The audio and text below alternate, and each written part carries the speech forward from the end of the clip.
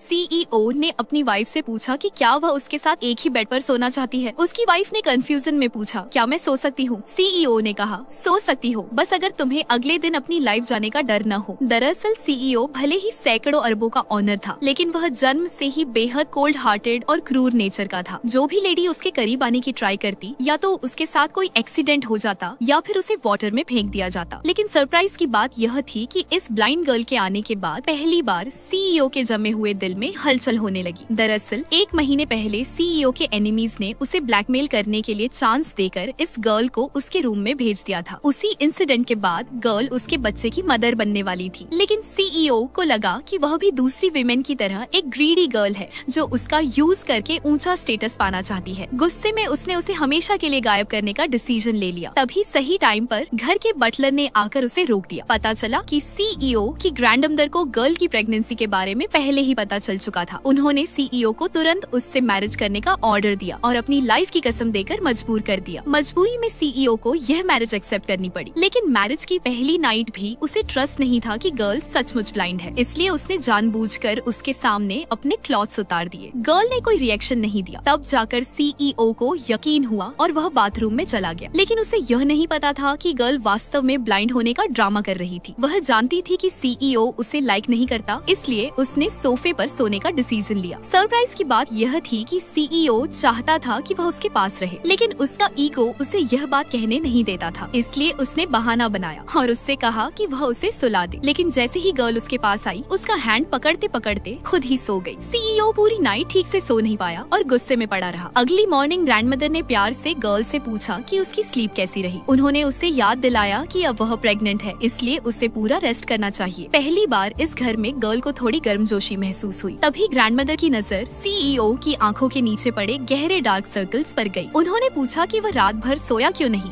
CEO ने बेबस होकर कहा कि कम से कम उसे उतनी अच्छी स्लीप नहीं मिली जितनी उस ब्लाइंड गर्ल को मिली थी। यह सुनकर ग्रैंडमदर और नाराज हो गई। उन्होंने कहा कि गर्ल अब उनके प्रेशियस परपोते को जन्म देने वाली है, इसीलिए चाहे कुछ भी हो उसे उसका ध्यान रखना ही होगा। लेकिन सीईओ अब भी यही मानता था कि गर्ल सिर्फ मनी की ग्रीडी है। उसे यह नहीं पता था कि गर्ल खुद भी कभी एक रिच फैमिली की डॉटर थी। वह सीईओ के घर में इसलिए रह रही थी ताकि उसके फैमिली की पावर का यूज करके अपनी मदर की डेथ की रियलिटी पता लगा सके। एक दिन गर्ल अपने फैमिली की टी शॉप पर गई, जहां उसकी मुलाकात अपनी पुरानी क्लासमेट से हुई। जैसे ही क्लासमेट ने देखा कि उसका फैमिली बर्बाद हो चुका है और वह ब्लाइंड भी हो गई है, उसने उसका मजाक उड़ाना शुरू कर दिया। उसने ताना मारा कि जो गर्ल कभी रिच फैमिली की वारिस थी, वह आज एक छोटी सी टी शॉप संभालने पर मजबूर है। इसके बाद उसने एक चैरिटी ऑक्शन का इनविटेशन निकाला और कहा कि वीकेंड में बहुत से पुराने क्लासमेट्स वहां आने वाले हैं। उसने गर्ल को भी आने के लिए कहा। असल में वह चाहती थी कि गर्ल सबके सामने इंसल्टेड हो, लेकिन गर्ल ने तुरंत हाँ कर दी। फिर उसने अपने असिस्टेंट को कुछ बॉक्सेस टी लीव्स लाने का ऑन ऑर्डर दिया। क्लासमेट को लगा कि गर्ल उसे खुश करने की ट्राई कर रही है, इसलिए उसके फेस पर एक एरोगेंट स्माइल आ गई। लेकिन गर्ल ने कहा, मेरी कंडीशन अभी बहुत खराब है, मैं तुम्हारे रिच फैमिली की बराबरी नहीं कर सकती,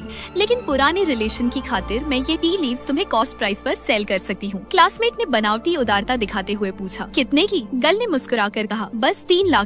यह सुनते ही क्लासमेट के होश उड़ गए। उसे यकीन नहीं हुआ कि कुछ बॉक्सेस टी लीव्स $3 लाख में बिक सकती है। जब उसने हिचकिचाहट दिखाई तो असिस्टेंट ने कहा कि अगर वह बाय नहीं कर सकती तो कोई बात नहीं, और टी वापस ले जाने लगा। अपनी रिस्पेक्ट बचाने के लिए क्लासमेट को मजबूरी में वह टी बाय करनी पड़ी। ऑक्शन वाले दिन जब क्लासमेट ने गर्ल को वहाँ आते देखा तो उसने जानबूझकर एक डोनेशन बॉक्स मंगवाया और उससे डोनेट करने को कहा। गर्ल ने सिर्फ $200 डोनेट किए। यह देखकर सभी लोग उसका मजाक उड़ाने लगे। गर्ल ने शांत स्वर में कहा, डोनेशन की वैल्यू उसकी अमाउंट से नहीं बल्कि हेल्प करने की फीलिंग से होती है। जब क्लासमेट का पहला प्लान फेल हो गया तो उसने तय किया कि वह ऑक्शन के दौरान गर्ल को फिर इंसल्ट करेगी। लेकिन जैसे ही गर्ल बैठी, उसकी मुलाकात एक ऐसे मैन से हो गई जो लंबे समय से उसका पीछा कर रहा था। उसके फैमिली के बर्बाद होने के बाद वह मैन चाहता था कि गर्ल उसके साथ रिलेशन बना ले। तभी सही टाइम पर सीईओ वहाँ पहुँच गया और उसने उस मैन को धक्का देकर दूर कर दिया। मैन गुस्से में अब्यूज करने लगा, लेकिन जब उसने देखा कि सामने सीईओ खड़ा है तो उसका रंग उड़ गया। वह तुरंत बोला कि उसने सीईओ को अब्यूज नहीं किया था। उसे अब तक यह नहीं पता था कि गर्ल सीईओ की वाइफ बन चुकी है, इसलिए उसने सारी मिस्टेक गर्ल पर डाल दी। हालांकि सीईओ हमेशा कहता था कि उसे गर्ल की केयर नहीं है, लेकिन वह कभी भी किसी को अपनी वाइफ का इंसल्ट करने नहीं देता था। उस मैन को सबक सिखाने के बाद सीईओ खुद एक चेयर खींचकर गर्ल के पास बैठ गया। यह देखकर क्लासमेट तुरंत वीआईपी सीट्स पर बैठने का इनविटेशन देने लगी, लेकिन सीईओ ने साफ इनकार कर दिया। गर्ल इतनी खुश खुश हुई कि उसके लिप्स पर स्माइल आ गई। सीईओ ने ठंडे स्वर में कहा, तुम यह तो नहीं सोच रही कि मैं तुम्हें सेव करने आया हूँ? गर्ल ने धीरे से जवाब दिया, नहीं, लेकिन जब भी मैं आपसे मिलती हूँ मुझे हैप्पीनेस होती है। कुछ ही देर बाद ऑक्शन शुरू हुआ। पहला सामान 200 साल पुरानी एक पेंटिंग थी। गर्ल ने तुरंत बटलर को $4,30,000 की बिडिंग करने को कहा। यह सुनते ही पूरा हॉल हंसी से गूंज उठा। लोग कहने लगे कि उसे मार्केट की कोई समझ नहीं है और वह सिर्फ अपनी बेइज्जती करा रही है। आखिरकार वह पेंटिंग $80 लाख में सेल हो गई। इसके बाद जो भी सामान ऑक्शन में आया, गर्ल हर बार ऐसे दिखाती जैसे वह उसे बहुत चाहती हो, लेकिन बिडिंग हमेशा $4,30,000 ही लगवाती। इससे सभी लोगों को यकीन हो गया कि उसके पास सिर्फ इतने ही मनी है, लेकिन उन्हें नहीं पता था कि यही उसका असली प्लान था। वह चाहती थी कि सब उसे पुअर समझे ताकि सही टाइम आने पर वह अपने ग्रैंडफादर की लेगेसी को एक ही बार में अचीव कर सके। आखिरकार उसका असली टारगेट सामने आया। बटलर ने फिर $4,30,000 की बिडिंग लगाई। लोग एक बार फिर उसका मजाक उड़ाने लगे। तभी अगले ही पल गर्ल ने सीधे $10 लाख